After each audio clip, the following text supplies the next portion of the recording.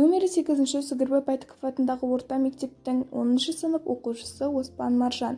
Мен Жамбыл облысы Жуалы ауданы Көлтоған ауылында өмірге келдім.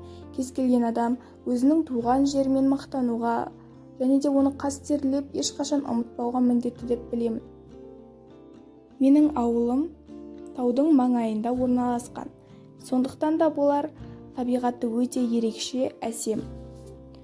Ауылымызда ауыл тұрғындарына арнап барлық жағдайлар жасалған деп айта аламын.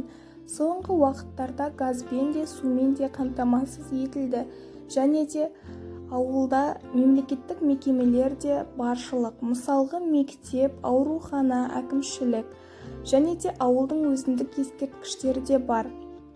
Сонымен қатар ауылдың атын шығарып жүрген тұлғаларымыз да аз емес. Солардың бірі Ғани Сейтілдаев және де Қуанышбек Іштаев.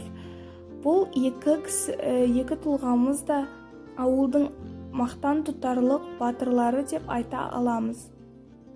Біздің ауылымыз кішкентай ауыл болғанымен халқы өте ұйымшыл деп айта аламын.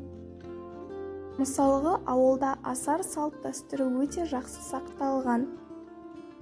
Шөп шабу уақыты жақындаған кезде ауыл тұрғындары бір-біріне көмектеседі. Және де жыл сайын айт пен наурыз мерекелерінде халықтың барлығының бастары қосылып бірге көңіл көтереді.